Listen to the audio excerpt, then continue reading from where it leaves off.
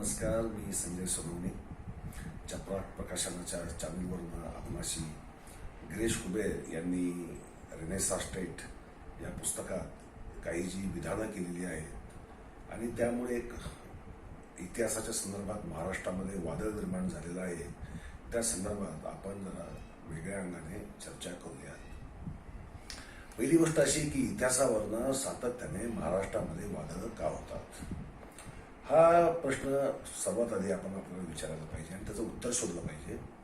पहिली गोष्ट अशी आहे की इतिहास जो महाराष्ट्रात लिहिला गेलेला आहे किंवा जो इतिहास संकलित केला गेलेला आहे, मग ती रियासत असेल किंवा इतिहासाचे तत्वज्ञ म्हणून मानले जाणारे विका राजवाडे असतील, लक्ष्मण शास्त्री जोशी असतील की जे धर्मितिहासाचे तज्ज्ञ मानले जातात, आणि इतरही जे इतिहासकार म्हणजे ते मराठी असोत, ब्राह्मण असोत, ओबीसी असोत किंवा नवबौद्ध असोत, हे जे सर्व प्रकारचे जे इतिहासकार आहेत, या सर्व इतिहासकारांचा जो दृष्टिकोन आहे इतिहास लिहिताना किंवा संकलित करताना, तो जातीय किंवा धार्मिक हा दृष्टिकोन सर्वात आधी असल्यामुळे पहिली गोष्ट म्हणजे त्यांच्या लिखाणावर त्याचा एक वरचष्मा किंवा ज्याला आपण पगडा म्हणतो, तो पगडा कळत नकळतपणे तो आलेला असतो. त्यामुळे त्यांच्या लेखनामध्ये एक पूर्वग्रह दूषितपणा नकळतपणे येतो. काही वेळा तो जाणीवपूर्वक आणला गेल्याची सुद्धा उदाहरणं आहे, जी प्रख्यातीने त्यांच्या खरेच्या पाणीमध्ये नोंदलेलं आहे की पुरावा कसा नष्ट केला जातो, जो गैरसोयीचा वाटतो तो. याचा अर्थ असा आहे की आम्हाला खरा इतिहास समोर यावा, मराठी माणूस कसा होता, काय होता, कसा बनला आणि आज त्याचं वर्तमान कोणत्या इतिहासावर उभा आहे आणि त्याचं भविष्य कसं असलं पाहिजे याचं चिंतन करता येईल असा मुळात इतिहास लिहिलाच जर गेलेला नसेल तर आहे त्या इतिहासाबद्दल आम्ही जेव्हा वाद घालतो तेव्हा हे लक्षात घ्यायला पाहिजे की मुळात ज्या आमच्या समजुती बनलेल्या आहेत की अमुक व्यक्ती अशी होती, अमुक एक व्यक्ती तशी होती, या साऱ्या समजुतीच जातीय आधारावर असल्यामुळे, त्या आधारावर इतिहास लिहिले गेल्यामुळे ते कोणते इतिहास खोटे आहेत, कोणते खरे आहेत हे ठरवण्याचे आधार सुद्धा जातीय असल्यामुळे मुळातच आमच्याकडे इतिहास नाही. आमचं इतिहासाचं आकलनच मुळात जातीय असल्यामुळे, धार्मिक असल्यामुळे आणि प्रांतिक, सर्वात महत्वाचं म्हणजे प्रांतिक सुद्धा प्रांतिक असल्यामुळे आमचा इतिहास हा सर्वार्थाने दूषित झालेला इतिहास आहे. आम्हाला इतिहास नाही. मी वारंवार म्हणतो की महाराष्ट्राला का भारतालाच इतिहास नाही, तो इतिहास नाही याचं कारण असं आहे की जो मुळात एक तर लिहिलाच गेला नाही आणि जो लिहिला गेलाय तो हा वेगवेगळ्या दृष्टिकोनातनं वेगवेगळ्या रंगामध्ये रंगवून तो लिहिला गेलाय, वेगवेगळ्या चष्म्यातनं पाहिलं जाऊन लिहिला गेलाय. त्यामुळे त्या इतिहासामध्ये वास्तव मिळणं, सत्य मिळणं आणि सत्याचं आकलन असणं याची शक्यता नसते. त्यामुळे वाद का होतात? वाद असं होतं की काही इतिहासकार खोडसाळ असतात, काही लोक इतिहासकार नसताना इतिहासाबद्दलची, जसं आता गिरीश कुबेरांनी केलंय, खोडसाळपणे सरधोपट विधानं करून टाकायची आणि त्याच्यामध्ये पुन्हा जातीय भाग त्याच्यामध्ये नकळत पण तो आलेलाच आहे. खरं म्हणजे गिरीश कुबेर हे निरपेक्ष किंवा धर्मनिरपेक्ष सेक्युलर म्हणून ओळखले जातात, परंतु त्यांचा जातीय पगडा नकळतपणे का होईना हा सरळ सरळ दिसतोय. कारण बाजीरावाला श्रेष्ठ ठरवताना आणि छत्रपतींची तुलना करताना आणि संभाजी महाराजांना दुय्यम ठरवताना किंवा चुकीचा ठरवताना त्यांनी जो एक सरधोपट दृष्टिकोन वापरलेला आहे, त्यावरनं त्यांचा हा सरधोपट आणि सवर्ण दृष्टिकोन इतिहासाबद्दलचा तो आपल्याला दिसतो. मग वाद निर्माण होतो. जबाबदारीने एखादं विधान करताना किमान तुम्ही तुमचं मत कोणतंही असू शकतं, तर चूक बरोबर हे कोणी समाज ठरवेल, काळ ठरवेल का इतिहास पुरावे ठरवतील, परंतु कोणतंही विधान करताना ते कोणत्याही बाजूचं मत असो, तुमचं पॉझिटिव्ह असो, निगेटिव्ह असो, एखाद्या व्यक्तीवरचं मत चांगलं असो, वाईट असो, पण ते मत व्यक्त करताना तुम्ही त्याचं स्पष्टीकरण द्यायला पाहिजे की हे मी मत का मांडतोय. एखाद्या व्यक्तीबद्दल इतिहासातल्या किंवा वर्तमानातल्या एखाद्या व्यक्तीबद्दल हे मत का आहे.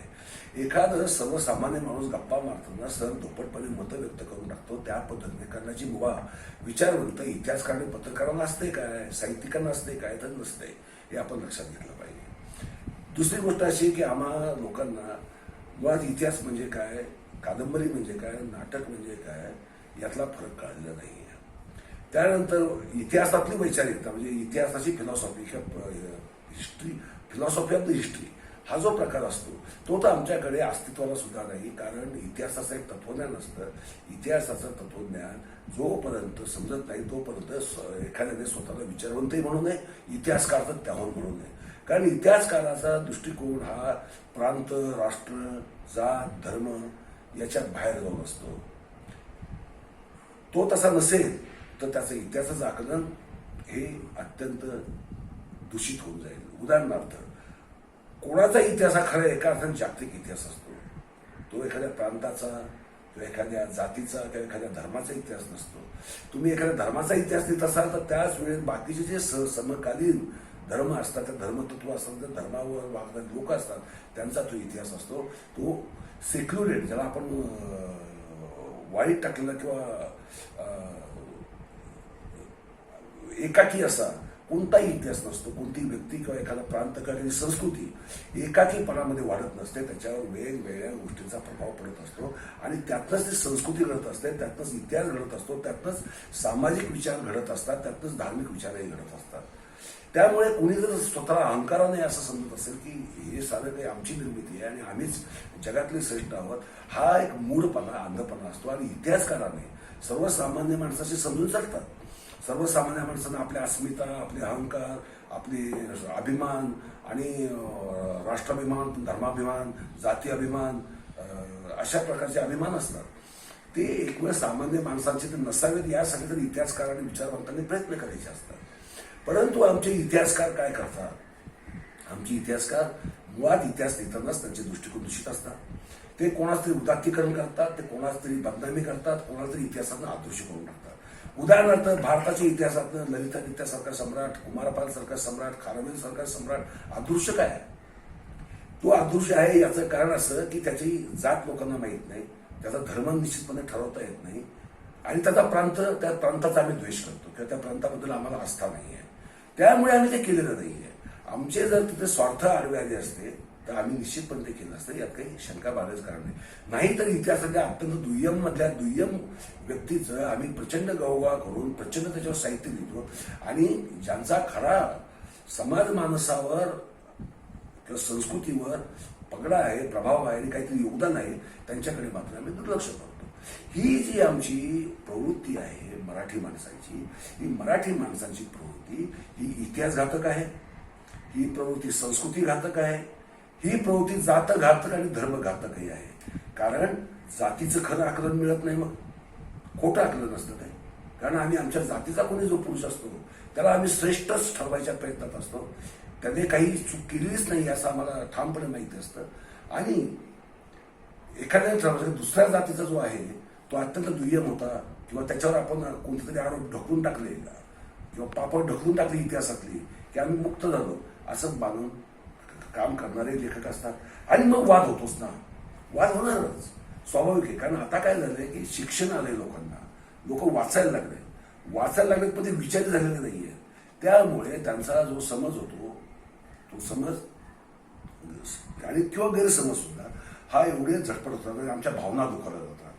आमच्या भावना एवढ्या नाजूक आहेत, एवढ्या नाजूक आहेत. आम्हाला माणसं मिली आम्हाला चालतं, आम्हाला वाटोळ झालं व्यवस्थेचं तरी आम्हाला चालतं. परंतु इतिहासातल्या कधी काळी कोणी होऊन गेलेल्या पुरुषाबद्दल कोणी एखादं खोडसाळपणे विधान केलं तर आम्ही लगेच त्याला महाराष्ट्रात फिरू देणार नाही, आम्ही त्याच्या पुस्तकावर बंदी आणू, असा आम्ही आविष्कार स्वातंत्र्यावर किंवा अभिव्यक्ती स्वातंत्र्यावर गदा आणणारा प्रयोग सुरू करतो. आणि त्यातनं ही गदा आणून आम्ही पुन्हा इतिहासाचीच हानी करत असतो. कारण 10 लोक ज्यावेळेस चुकीच्या पद्धतीने इतिहास लिहित असतात त्यावेळेस 2 लोक तरी इतिहासाकडे वेगळ्या दृष्टीने पाहत असतात, त्यांची निकोप दृष्टीने पाहत असतात. ते पण घाबरतात आणि ते म्हणतात आम्हाला इतिहास लेखनच करायला नको. आणि असं झालेलं आहे. मागे एकदा अशा एका पुस्तकाबद्दल झालेलं आहे. आणि आपण जर पाहिलं तर नाटकावरनं भांडणं, कादंबरीवरनं भांडणं, मालिकेवरनं भांडणं, सिनेमावरनं भांडणं. आता तो पद्मावत सिनेमा होता जायसीच्या कवितेवर, एका काल्पनिक काव्यावर. त्या काल्पनिक काव्यावरच्या सिनेमाचं या लोकांनी, रसपूत लोकांनी एक असा काही अस्मितेचा उद्रेक माजवला की लहान मुलांचा जीव सुद्धा धोक्यात घातला, तोडफोड केल्या, जाळपोळ केल्या, अख्खा देश विठ्ठला धरला होता. हे आपण विसरलेलो अजून नाही आहे. असं आम्ही काय करतो? असं महाराष्ट्रात झालेलं आहे, पुरंदरेंच्या बाबतीत झालेलं आहे, आता कुबेरांच्या बाबतीत होत आहे, पूर्वी त्याच्या आधी महमूद देशमुखांच्या बाबतीत झालं होतं. मी म्हणतो इतिहासकारांना जे त्यांचं आकलन आहे ते खोडसाळ असेल, कसं असेल, जे लिहायचं ते लिहू द्या. वाचायचं की नाही वाचायचं, त्याचं दुर्लक्ष करायचं, त्याचं मूल्यमापन कसं करायचं याचा निर्णय वाचकाने स्वतंत्रपणे विवेकी बुद्धीने घ्यावा. आणि त्या विषयांना फार महत्त्व देऊन अगदी बिंडोक लोकांना डोक्यावर घेण्याचं त्यांना प्रसिद्धी देण्याचं काही कारण नाही आहे. आणि असे प्रयत्न होऊ नयेत. विचारी समाज कशाला म्हणतात? विचारी समाज कुठे दुर्लक्ष करायचं, कोणती गोष्ट गांभीर्याने घ्यायची आणि त्याचं प्रत्युत्तर कसं द्यायचं.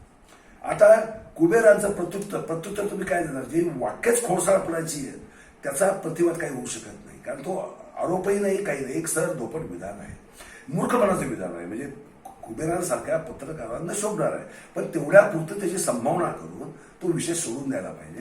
ते पुस्तकावर बंदी आणा, ते महाराष्ट्र हिंदू देऊ नका, जाळपोळ करा किंवा काळं फासा, अमुक करा तमुक करा, हे जे आपण प्रकार करतो हे सुद्धा तेवढेच चुकीचे आहे. इतिहासकारांनी तर बदललंच पाहिजे, सुधारलंच पाहिजे. त्यांना ती इतिहासाची अक्कल आलीच पाहिजे. त्यांचा इतिहास लेखनाकडे पैसा दृष्टिकोन स्वच्छ असलाच पाहिजे. ही आपली अपेक्षा अत्यंत बरोबर आहे. पण आमच्या वाचकांची बद्दल आमची अपेक्षा अशी आहे की वाचकांनी सुद्धा वाचताना इतिहासाचं तेवढ्याच गांभीर्याने वाचन करावं. आपल्या मनासारखे मुद्दे आले नाहीत म्हणून ते इतिहासच खोटा आहे असं सुद्धा म्हणू नये. आणि जर इतिहास खोटा आहे एखादा आणि चुकीचा लिहिला गेला किंवा आमच्या पुरुषावर अवमूल्यन केले गेले किंवा दुर्लक्ष केले गेले किंवा बदनाम केले गेले असा जर समज असेल तर स्वतः इतिहासाच्या प्रांतात उतरावं, सखोल अभ्यास करावा आणि सप्रमाण लक्षात घ्या. नाही त्या सोयीचे पुरावे घ्यायचे आणि गैरसोयीचे सोडून द्यायचे असं करायचं नसतं. इतिहासात असं करायचंच नसतं. महाराष्ट्राचा इतिहास आतापर्यंत गैरसोयीच्या प्रमाणांवरच, म्हणजे सोयीच्याच प्रमाणात घेऊन केलाय, गैरसोयीची प्रमाणं अक्षरशः वगळलेली आहेत. आणि त्यामुळे महाराष्ट्राचा इतिहास मग तो कोणाचाही असो हा सर्वस्वी खरा नाही हे आपण ओळखून घेतलं पाहिजे आणि त्याच्या गंभीरपणे सर्वांनी चिंतन केलं पाहिजे, विचार केला पाहिजे. आणि आपला महाराष्ट्र, आमचा देश, आमच्या देशातील माणसं एका विचारी प्रगल्भतेच्या दिशेने आम्हाला कशी नेता येतील यासाठी आम्ही सर्वांनी गंभीरपणे प्रयत्न केला पाहिजे. आम्ही तथाकथित भावनिक होऊन केवळ चीप पब्लिसिटीसाठी काहीतरी शिवीगाळ करणं, आरोप करणं, प्रत्यारोप करणं हे असं करून वेळ वाया घालवता अर्थ नाही. तसं करू नये असं सगळ्यांनी आवाहन करत. आणि इतिहासकारांनी तर इतिहास बरोबर लिहिलेला नाहीच आहे. त्याला रियासतकारपासून, मी मुद्दाम ते नाव घेतोय, रियासतकारांपासून सारे इतिहासकार त्याला जबाबदार आहेत. त्याला अपवाद कोणीही नाही. हे वास्तव सुद्धा आपण गांभीर्याने समजावून घेतलं पाहिजे. धन्यवाद.